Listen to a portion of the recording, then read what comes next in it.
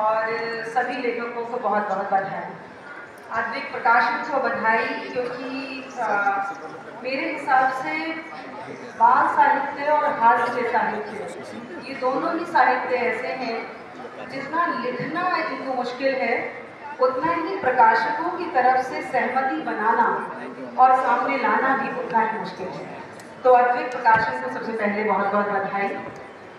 मैं इन किताबों को भी देखते हुए सोच रही थी कि अगर हम बाल साहित्य और हास्य साहित्य में खासकर कुछ नाम ढूंढना चाहें तो बहुत कम नाम, बहुत चुनिंदा नाम हमारे सामने आते हैं। और बहुत ध्यान से देखने पर प्रेमचंद की कहानी ईदगाह याद आती है, और याद आती है तो लगता है कि हाँ, वो जो बाल मन है, उस बाल मन को पकड़ने का जो काम किया गया है वो प्रेमचंद ने किया। और दूसरी तरफ मुझे याद आता है अपना वो बच्चा भी जो परिकथाएं सुनकर बड़ा हुआ। तो परिकथाओं को लेकर इस समय में बहुत विचार विमर्श चला कि एक तरह की काल्पनिक कथाएं हैं और इन्हें बिल्कुल साहित्य से खारिज कर दिया जाना चाहिए, क्योंकि ये सिर्फ कल्पना जगाती है और ये कहीं ना कहीं बच्चे को बांध देती है उस दुनिया से जो दुनिया उसकी है भी। लेकिन अगर हम ध्यान से देखें तो अंग्रेजी में जब हम हैरी पॉटर के पास जाते हैं तो वो भी एक तरह की परिकथा है।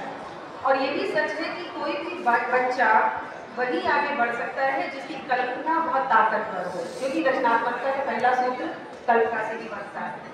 तो मैं अभी पलट रही थी पुस्तक को, पूरी तरह पढ़ नहीं पाई, पूरी तरह पढ़ूंगी तो विस्तार कुछ लिखूंगी भी, लेकिन जितना ध्यान से देखा मैंने पुस्तक को तो मैं देख रही हूँ कि वो जो राजकुमारी है, उस राजकुमारी के अपने पूरे संघर्ष और राजकुमारी होने के कारण उसके संघर्ष कमतर नहीं हो जाते, ये बात भी हमें इस पुस्तक में दिखाई देती है। दूसरी पुस्तक अभी पलट रही थी सुभाष चंद्र जी की दाने अनार के, बहुत वरिष्ठ लेखक हैं और उन्होंने खुद भी जब वो युवा व्यंग्यकारों पर लिख रहे थे तो उन्होंने बार बार युवा व्यंग्यकारों से भी कहा है कि वही सामने लाइए जो आपको लगता है महत्वपूर्ण है, और जिस दिन आपको लगे कि आप कह चुके हैं जो महत्वपूर्ण है तो लिखना बंद कर दीजिए। ये बात सुभाष चंद्र जी ने अपने लेख में भी कही थी और मुझे वो लेख उनका बहुत पसंद आया था। कुछ नोट्स लिखा है उन्होंने।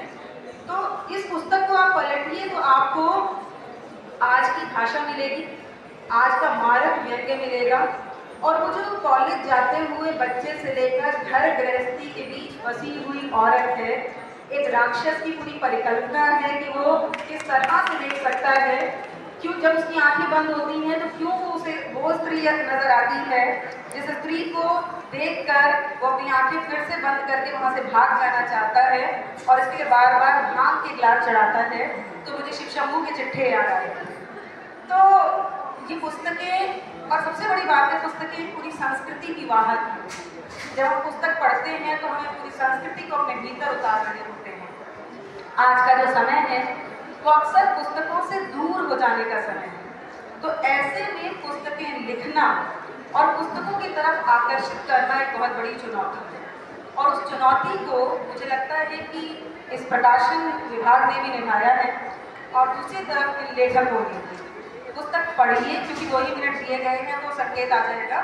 पुस्तकें पढ़िए क्योंकि पुस्तकें हमें अपनी संस्कृति, अपनी रूट से जोड़ती हैं और वो बहस का मादा भी देती हैं जिस बहस को लेकर हम आगे जा सकते हैं। वो बहस हमें खबरें नहीं देती, वो बहस हमें दुनिया की छोटी छोटी रील्स नहीं देती, वो बहस, वो ताकत हमें पुस्तकें देती हैं।